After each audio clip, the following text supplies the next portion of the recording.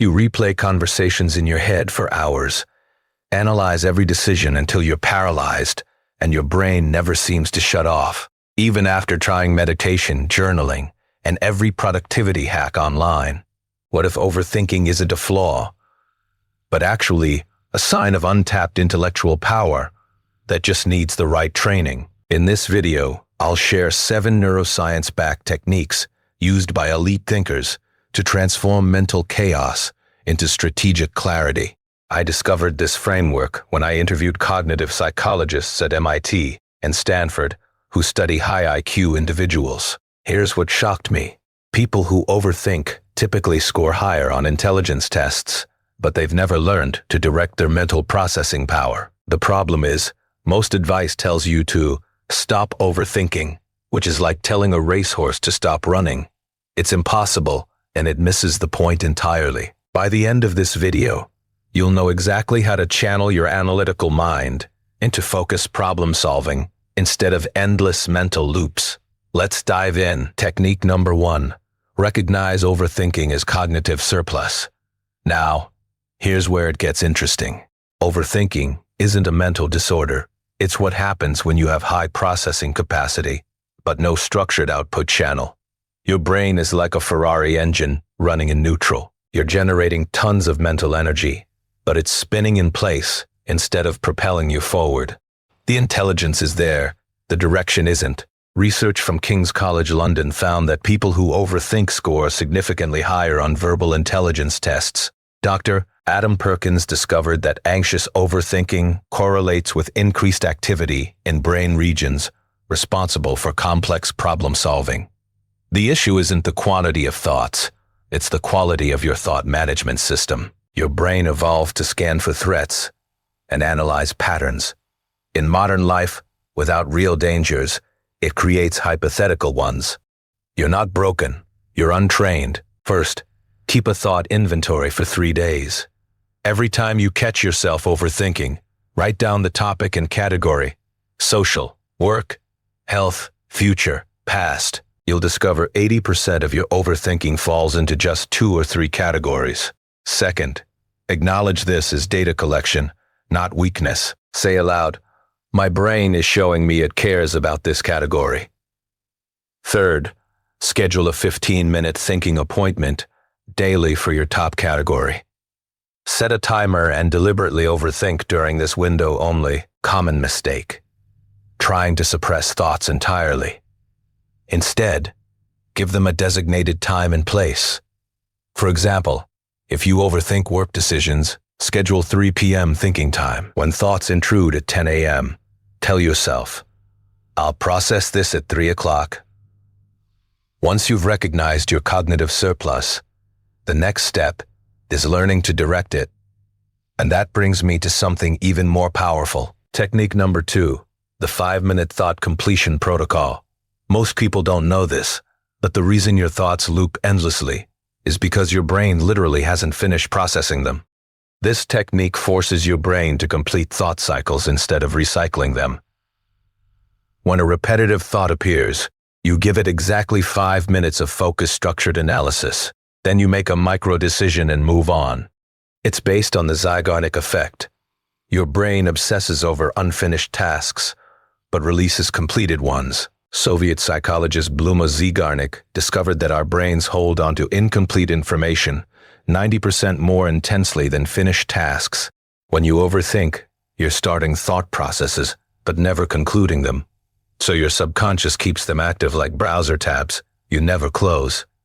Dr. Roy Baumeister's research on decision fatigue shows that making any micro-decision, even a small one, signals task completion to your brain, freeing up mental RAM. The key is structured closure, not perfect solutions. First, when a thought loops for the 3rd time, stop and set a 5-minute timer. Grab paper or open a note. Second, write the thought at the top, then answer 3 questions. What am I actually worried about?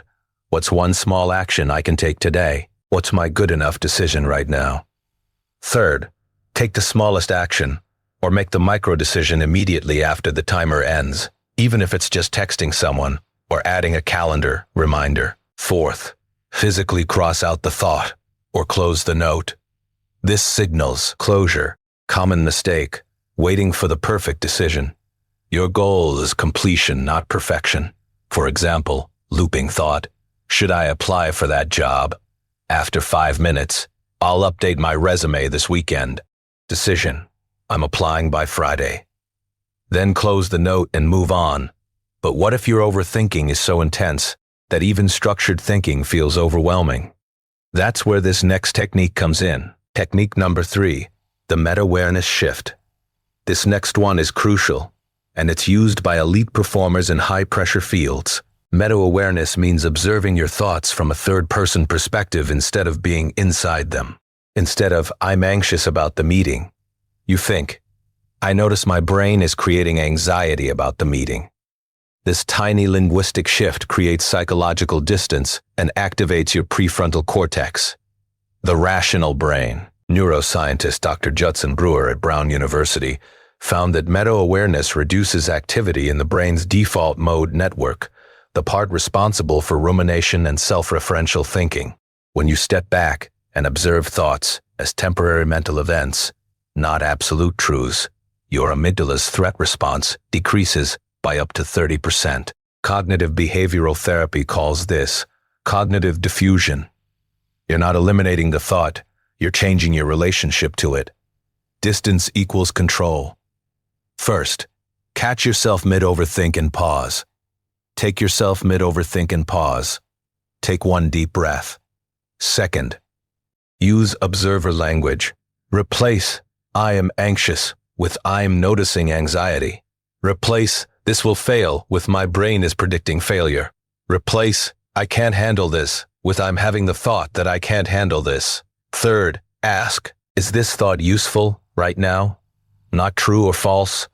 Useful. If no, label it, thanks brain, not helpful.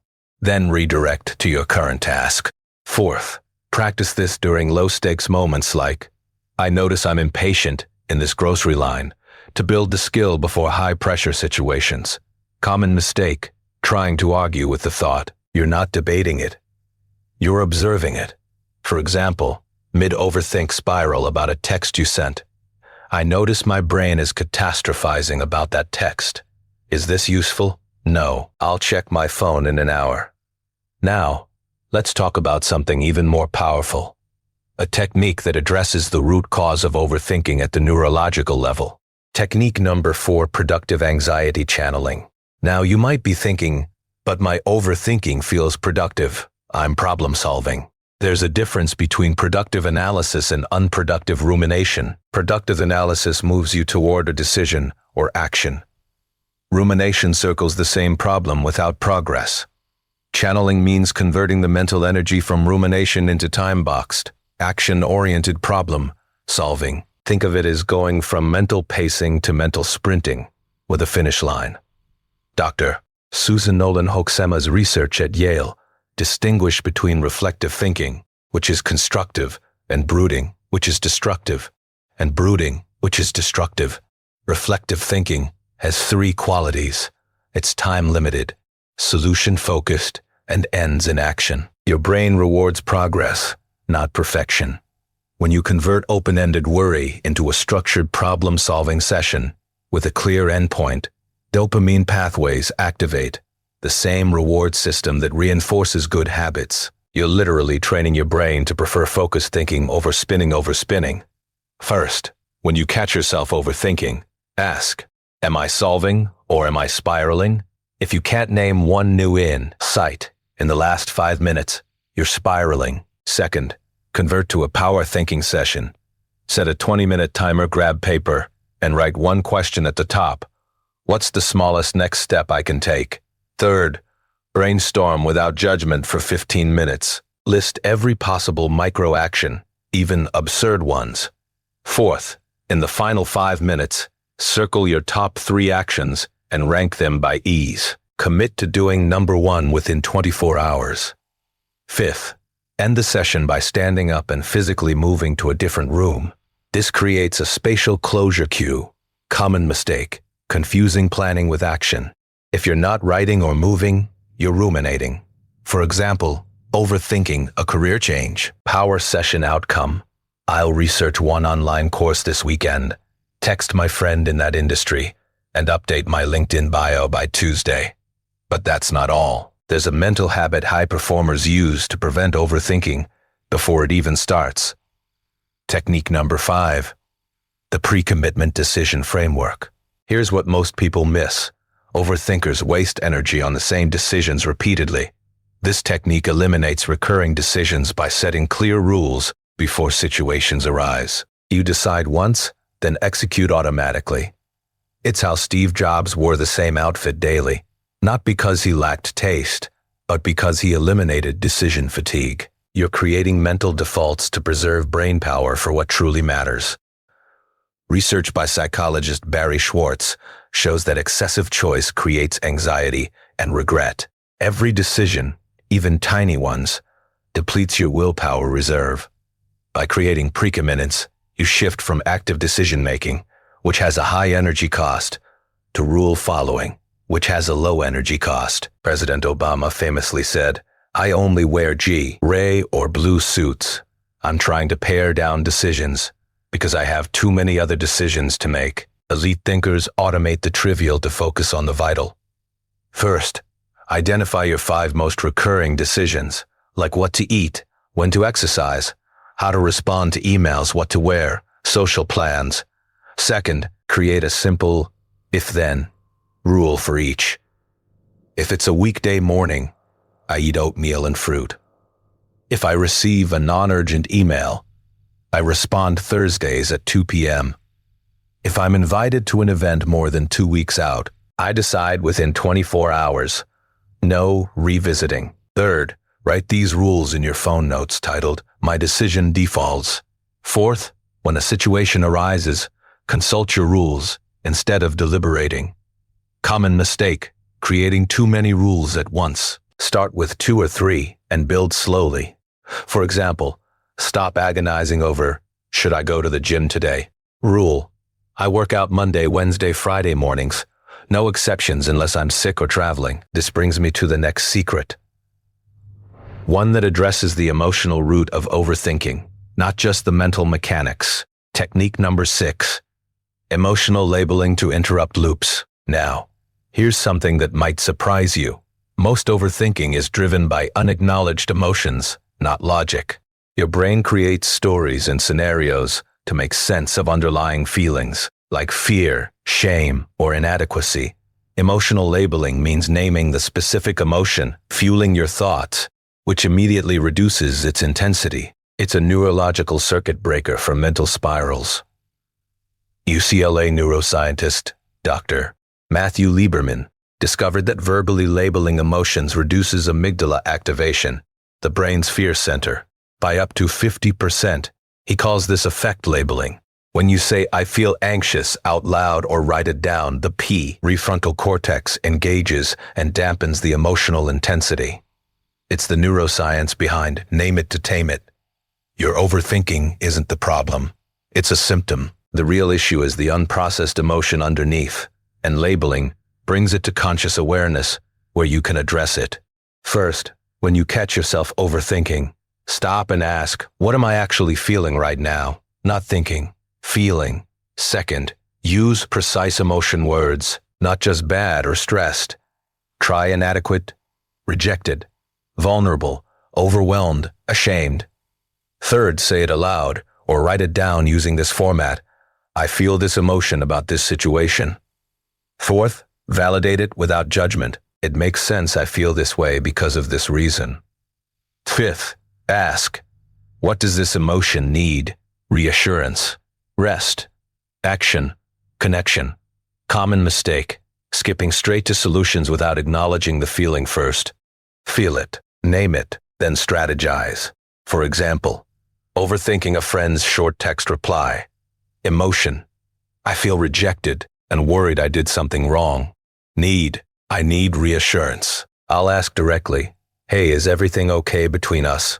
Finally, let's talk about the ultimate technique, one that transforms your entire relationship with your own mind. Technique number 7, the cognitive load dump system. This is the foundation everything else builds on. Your brain isn't designed to hold information. It's designed to process it. When you try to remember tasks, ideas, worries, and plans simultaneously, your mental RAM overloads, triggering overthinking as a coping mechanism. A cognitive load dump is a daily practice of externalizing everything in your head onto paper or a digital system. Productivity expert David Allen's Getting Things Done method is built on this principle. Your mind is for having ideas, not holding them. Dr. Daniel Levitin's neuroscience research shows that trying to remember multiple things simultaneously increases cortisol, the stress hormone, and reduces working memory capacity. When you externalize your thoughts, your prefrontal cortex stops expending energy on retention and redirects it toward analysis and decision-making. You free up mental space, which directly reduces the urge to overthink. First, every morning or evening, pick one time and stick with it. Set a timer for 10 minutes. Second, open a notebook or app and write everything on your mind. Tasks, worries, ideas, unfinished conversations, random thoughts. Don't organize yet, just dump. Third, after the timer, spend 5 minutes sorting into 3 categories. Action, which needs a next step. Someday/maybe, which is not urgent, park for later. And let go, which is not useful, cross out. Fourth, for each action item, write the smallest possible first step next to it. Fifth, transfer action items to your calendar or to-do list with specific time blocks. Common mistake: dumping but never sorting. The magic is in categorizing and committing. For example, dump includes mom's birthday. Category action. Next step, order flowers online tonight at 8 p.m. Add to calendar. Number 1, recognize overthinking as cognitive surplus, untrained intelligence, not a flaw. Number 2, use the 5-minute thought completion protocol to finish thought cycles. Number 3, practice meta-awareness to observe thoughts instead of living inside them. Number 4, channel anxiety productively with time-boxed problem-solving sessions. Number 5, pre-commit to recurring decisions with if-then rules. Number 6, label emotions to interrupt overthinking loops at the root. Number 7, externalize your thoughts with daily cognitive load dumps. Remember, your overthinking isn't a curse. It's raw intellectual horsepower waiting to be directed. The difference between chaotic mental spinning and strategic clarity is training, not intelligence. You already have the engine. Now you have the steering wheel. Don't wait until overthinking costs you sleep, relationships, or opportunities. Start with just one technique today. I recommend the cognitive load dump because it creates immediate relief. I promise you, 30 days from now, you'll look back and wonder why you didn't train your mind sooner. If you found this helpful, hit that like button so I know to make more content like this. Subscribe for weekly psychology and self-improvement strategies that actually work. Drop a comment telling me, which technique are you going to try first? And if you want to learn how to break bad habits at the neurological level, check out this video next. I break down the exact science of habit formation. Thanks for watching, and I'll see you in the next one.